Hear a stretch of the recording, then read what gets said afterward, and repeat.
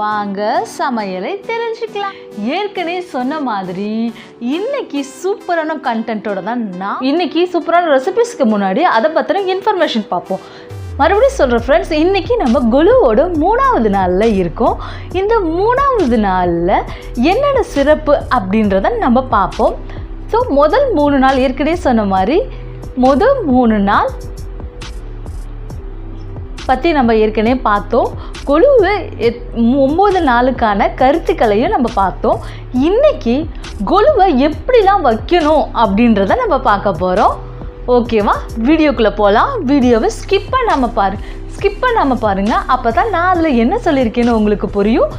வீடியோக்குள்ளே போகலாம். நம்ம கொலு வைக்கல, அதை பற்றி சிறப்புகளை மட்டும்தான் நம்ம பார்த்துட்ருக்கோம். நம்ம ஏற்கனவே கொலு எதனால் கொண்டாடுறோன்றதையும் பார்த்தோம். இன்றைக்கி அந்த கொலு வைக்கிற முறைகளை பார்க்க போகிறோம். கொலு சாதாரணமாக வைக்கிறது கிடையாது ஃப்ரெண்ட்ஸ், அதுக்குன்னு சில வழிமுறைகள் இருக்குது. அது என்னென்னு தெரிஞ்சுக்கணும்ல. அப்போ நீங்கள் வீடியோவை ஸ்கிப் பண்ணாமல் பாருங்கள். கொலு மொத்தம் முதல் 9 நாள் கொண்டாடுற ஃபங்க்ஷன் ஏற்கனவே சொல்லியிருக்கேன். அந்த கொலுவில் வைக்க போகிற பொம்மைகளை நம்ம சிறப்பான படிகளில் தான் வைக்கணும். அது பார்த்தீங்கன்னா 5, 7, 9, 11 அப்படின்ற வரிசையில் தான் படிகள் வச்சுருப்பாங்க. ஸோ இந்த இன்ஃபர்மேஷன் உங்களுக்கு பிடிச்சிருந்துச்சுன்னா வீடியோவில் அடுத்தது ரெசிபிஸ் வருது, அதையும் பாருங்கள். அடுப்பு பற்ற வச்சு அதில் ஒரு குக்கர் வச்சுக்கோங்க. நம்ம இன்றைக்கி கடலைப்பருப்பு செய்ய போகிறோம். ஸோ நான் கடலைப்பருப்பை 2 மணி நேரம் தண்ணியில் ஊற வச்சுருக்கேன். அது நல்லா ஊறிடுச்சு. அதை நல்லா கழுவிட்டு தண்ணி கொஞ்சம் சேர்த்துருக்கேன். அதை அப்படியே குக்கரில் சேர்த்துக்கோங்க. சேர்த்துட்டு கடலைப்பருப்பு வேகிற அளவுக்கு டேஸ்ட்டுக்கு தகுந்த மாதிரி உப்பு ஆட் பண்ணிக்கோங்க. கொஞ்சமாகவே ஆட் பண்ணிக்கோங்க, பத்தலைன்னா லாஸ்ட் ஆட் பண்ணிக்குவோம். ஸோ 5 விசில்குள்ளே இல்லை 3 விசில் விட்டு எடுத்துருங்க, இல்லைன்னா கடலைப்பருப்பு ரொம்ப குழஞ்சிரும். 3 விசிலே நான் போதுமானது. அதுக்குள்ளே அடுப்பு பற்ற வச்சு அதில் ஒரு கடாய் வச்சு 2 டேபிள் ஸ்பூன் ஆயில் விட்டுக்கோங்க. ஆயில் சூடானோடனே இதில் கடுகு, உளுத்தம்பருப்பு, காஞ்ச மிளகாய் சேர்த்துக்கோங்க. நல்லா கடுகு நல்லா பொரியறதுக்கு கருவேப்பிலையும் சேர்த்துக்கோங்க. ஈஸியாக செய்யக்கூடியது தான் ஃப்ரெண்ட்ஸ் இந்த பிரசாதங்கள்லாம்.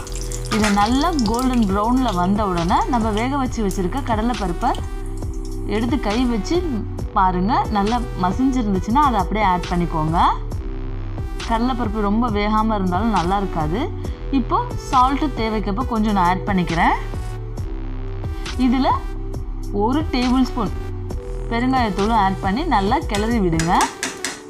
கிளறி அதில் உள்ள தண்ணியெல்லாம் வற்றின விடுங்க. நான் 2 டேபிள் ஸ்பூன் தேங்காய் துருவி வச்சுருக்கேன், அதையும் ஆட் பண்ணிக்கிட்டேன். தேங்காய் ஏற்கனவே சொன்ன மாதிரி தான், தேங்காய் போட்டு ரொம்ப கிளறி விடக்கூடாது. ஒரு 2 மணி நேரம் கிளறி விட்டால் போதும். அதில் கொத்தமல்லி தழை தூவி இறக்கிடுங்க. சூப்பரான சுண்டல் ரெடி ஆகிடுச்சு, கடலைப்பருப்பு சுண்டல். இது கொலுவோட 3வது நாள் ரெசிபி. வீடியோவை ஸ்கிப் பண்ணாமல் பார்த்த நல்ல உள்ளங்கள் எல்லாருக்கும் நன்றி. அது மட்டும் இல்லாமல் இந்த வீடியோ பற்றின கருத்துக்களை நீங்கள் சொல்லணும்னா கமெண்ட் செக்ஷனில் கமெண்ட் பண்ணுங்கள். ஒரு பெரிய லைக் பண்ணிடுங்க.